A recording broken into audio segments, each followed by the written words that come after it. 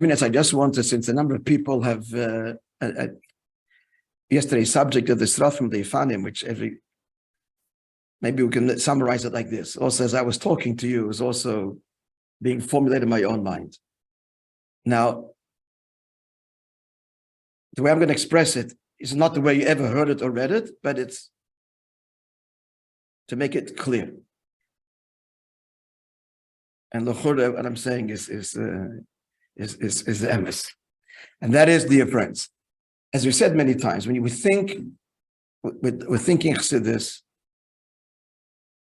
trying to understand the divine, it's always critical to have the big picture, the big context. So let's go to the very big context. Foundational nakuda. Why creation, period? The answer, of course, is there's no reason, because any reason for creation, God's dictated by reason. He created reason. Gain, there's no gain or loss. So there's fundamentally no reason. Nis'ava Kadosh Baruch Hu is not the reason why God created. There is no. Without going to all the pratim there. To understand the seichel should understand why there isn't and cannot be reason. Chas v'shalom. Nis'ava is the objective. Why do you need an objective? No reason. Why did you choose to have it? So this chassidus revealed before Mashiach comes, starting the Alter Rebbe in Tanya. The Arizal started to whisper it, as it were, implied it. Baal Shem Tov, a little stronger, the Alter Rebbe in Perek Lamed Vav Lamed Zayin, boom! Nis'ava Kodesh Baruch Hu, Li'is Lo Yisborech, Yisborech Zer B'Der B'Rashab, Dire B'Tachtonim. This huge revolution. And Chassidus explains all the so-called objectives till now that are explained in Torah, including in Kabbalah, don't address the objective mitzad atzmus. They all start with the given of Ein Sof or even lower, without going into the whole pilpul, samach vav. Not that pilpul, the whole havon. I want to keep it simple, so just the core essence. Atzmos, the Eibishter, Bchira Chavshis, free choice, which means free of all considerations, because there are none, chose because he chose. Like God exists because? No. He exists. You want to use the word because he is because he is. That's not a because. So what's the choice? There's a big revolution that Atzmos, the very essence of the Eibishter, has chosen to desire what? A Dire B'Tachtonim. Period.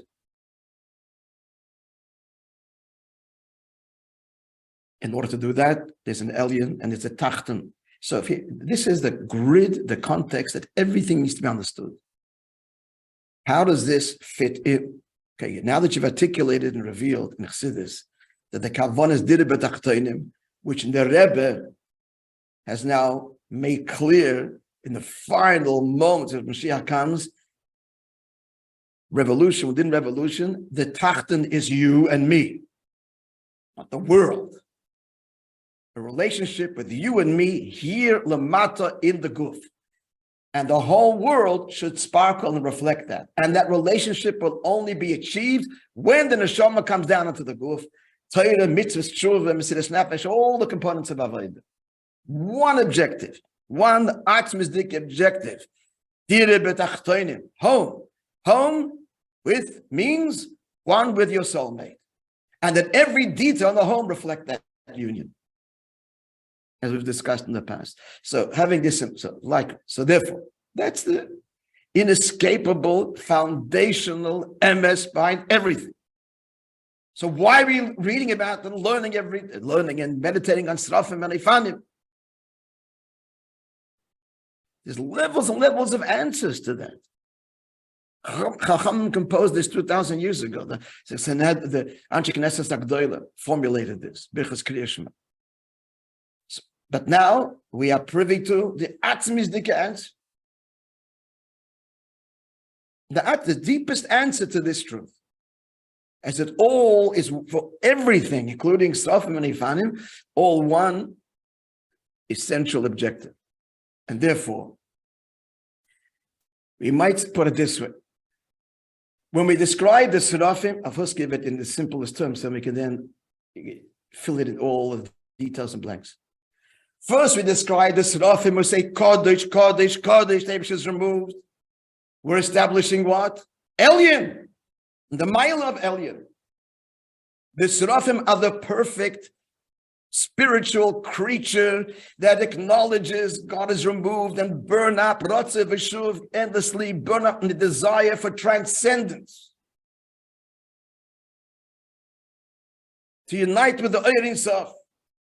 In a word, when we read and say the words of davening, the Seraphim, all the details not going to repeat now. Every word with a vav and 3 times Kodesh when you go into this Maimah here. Basic Morach Giga. 3 times Kodesh. Avai, Tzvakis, Mloi Choratz Kveida, all the Pratim, it's one thing. All the Maila of the Elyon. We got to know that.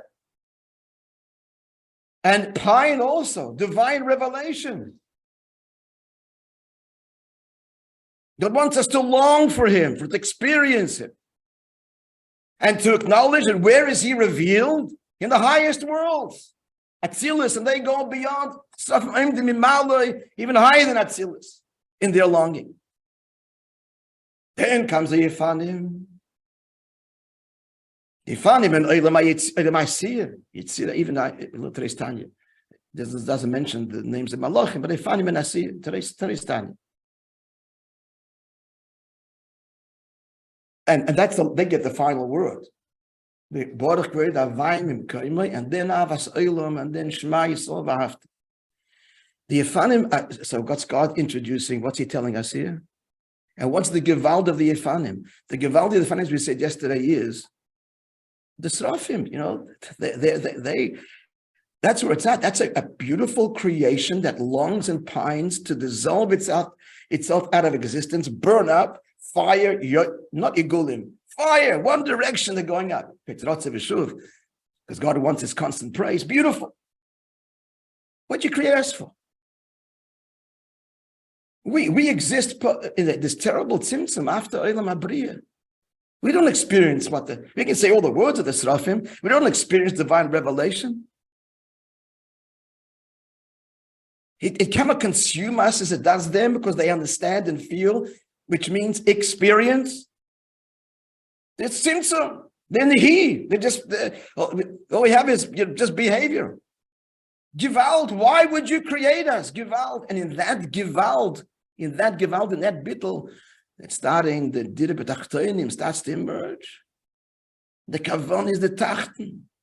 And therefore, Baruch, as the Maimah said, the Seraphim cried, Kodesh, you removed. And the OPHANIM, Baruch HaMamshich. Yeah, because the Kavan is Dire B'Tachtonim. And it's not you either, it's the Yid. That you're part of the process of Dire B'Tachtonim, because I want the Ishtalshus, it gets lower and lower. And the very next thing, Avas Olam, is Hashem's Bechira in the Jew. That's the very next paragraph. And then V'Ahavta, Mesiras Nefesh, all Aveda, that then begins the Elam Hazeh. So they say, looking at the words, Baruch Kved Avayim Koimoi. So this says his place. They don't give an address.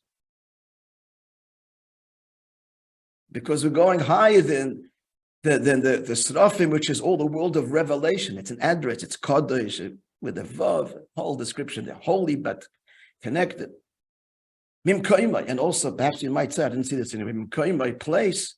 It's already hinting to Gashmis, the Elam Hazeh. Hamokim Menachem Eschem. Why do we say Hamokim Menachem Eschem by at a shiva? Because the place is missing. So I'm mocking, but diuk is because the kavana is Elam Hazeh, place, time and place. May the Eibush comfort you. It's really saying ultimately the neshama comes back into the guf, and the place begashmi is filled. The dafka the OPHANIM are sensing bimkoimai and baruch. They're connecting to that. That's all achana. It's all of achana as the Jews davens. It's every day. Appreciating the Elyon. And then there's the Tachten. It's in the Tachten. The Kavon is a fusion of the two. Das Elyon and Das Tachten. It's to be Lamata, but to have the understanding and the longing of the Seraphim. Why will Lamata, the endless tension between the two. So this explains the nuance and the nuance, Shabbos, Yom Tov, Ratzoi, Shuv, all of it. But I don't know too many words because we're going to lose the track of it. As you were saying yesterday, on a Neshama. So the Malachim, each one is stuck in their thing. So the Seraphim screams, Elyon, Kodesh. The OPHANIM say, Gewalt, no, but why create us? There's something about Tachten. And in that acknowledgement, yes, Baruch Kvedavayim Koimai. But still, the mystery.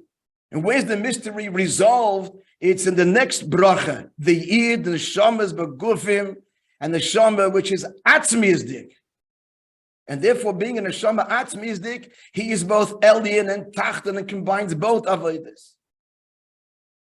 Das Elyon and Das Tachten. Again, I'm not talk too much because we'll lose track. So just to summarize,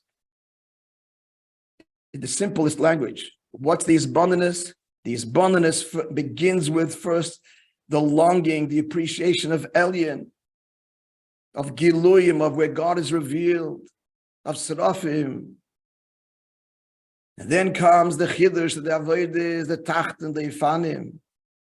Then it leads us to the choice in the Yid, Lamata, Vona Vacharta, which refers to the Guf, Gashmi, here, Lamata, that's what you want, and here's where your essence resides. And not only do you want your essence, but you want all your revelations that come with you also revealed Lamata. That's the Avodah of the Seraphim, the Giluyim. We're not discounting all of it, it's all you. And Alter Ben Tanya is really putting the foundations for this whole thing in these prakim we're learning now, Chittas. So let's hit the conclusion button. And again, when we're thinking anything or what's going on, I'm a Gil student again that is relentless in his desire to honestly understand. In any explanation that you're going to give, it's got to start with there's a God and this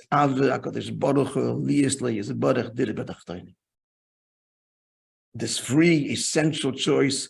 That's the purpose of creation, and therefore you will continue. About Tzilis, about all the madregas that exist in their interaction, how all that is part of the Dirib Dachtonim. If that is not the grid, then we're just floating in space and we're not missing the whole point. That we are born in the last moments before Mashiach comes and privy to the Rebbe's by Morim Chassidus, and this is invested in us, revealed to us as this essential Atzmizdike Kavana, and every mimer exquisitely, exquisitely, exquisite.